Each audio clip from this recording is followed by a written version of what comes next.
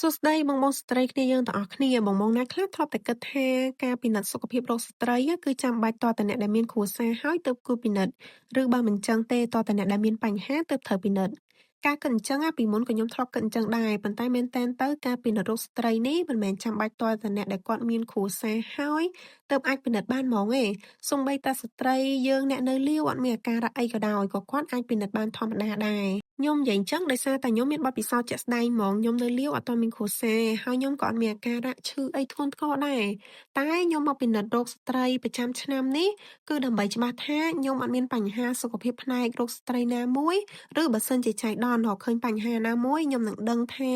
ខ្ញុំត្រូវតាមដានក៏ដូចជាព្យាបាលបែបណាខ្លះពីគ្រូពេទ្យជំនាញហើយស្ត្រីយើងគួរតែស្រឡាញ់ក៏ដូចជាថែទាំខ្លួនឯងឲ្យបានច្រើនសូមកុំអៀនកុំខ្មាស់កុំខ្លាចនៅរោគនេះសុទ្ធតែពេទ្យស្រីៗទាំងអស់ទេ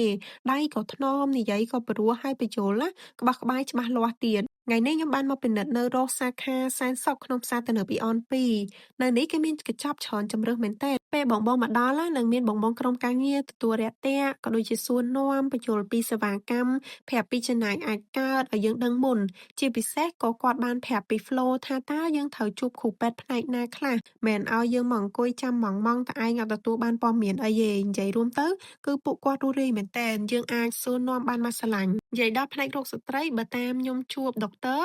គាត់បានណែនាំថាស្ត្រីយើងគួរតែតាមដានពីចំណុចទី1ផ្នែកខាងលើគឺផ្នែកស្ដាំឯទី2ផ្នែកខាងក្រោមគឺតួស្បូនយើងទាំងមូលហ្មងសុដន់គឺជារឿងសំខាន់មែនតើស្ត្រីយើងត្រូវតែពិនិត្យឲ្យបានទៀងទាត់បំផុតពិនិត្យយ៉ាងហោចណាស់ក៏មួយឆ្នាំម្ដងដែរព្រោះវាតកតងទៅនឹងអាយុជីវិតយើងអត់អាចបដ ாய் បានទេអត្រាមហារីកសុដន់កើនឡើងច្រើនមែនតើអត់មានថយទេហើយជំងឺនេះវាអត់ចេះរើសអើងថា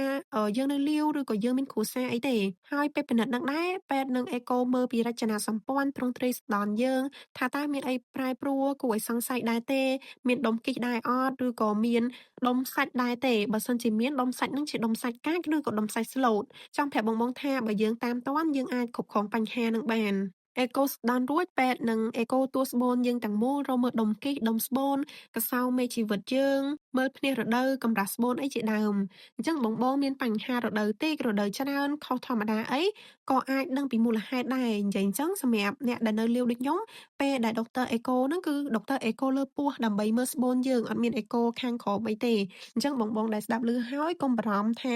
តិចពេលទៅពិនិត្យទៅប៉ះពាល់នេះប៉ះពាល់នោះឬក៏អៀនពេទ្យអីអញ្ចឹងទៅគឺអត់ទេគាត់អេកូតែផ្នែកពោះខាងលើហ្នឹងទេអេកូរួចរាល់អស់ហើយយើងនឹងជួបពិគ្រោះជាមួយនឹងដុកទ័រផ្នែករោគស្ត្រីម្តងទៀតដើម្បីទទួលបានការបកស្រាយបញ្យលយ៉ាងលម្អិតពីលទ្ធផលពិនិត្យរបស់យើងបានជួបដុកទ័រហើយមានអារម្មណ៍ថារៀង comfort កក់ក្ដៅជាពិសេសអត់មានអារម្មណ៍ថាអៀនដូចការគិតទេដោយសារតែដុកទ័រក៏ជាស្រីហើយយើងក៏ជាស្រីដូចគ្នា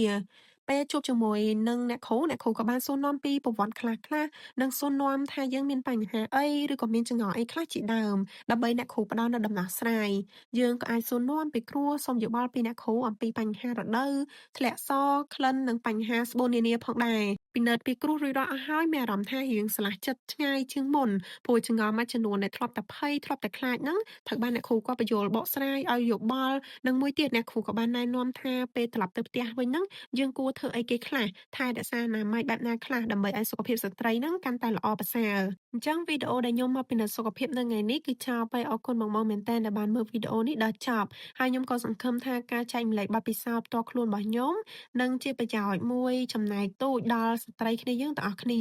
សូមកុំភ្លេចស្រឡាញ់ខ្លួនឯងឲ្យបានច្រើនណាបងបាយបាយ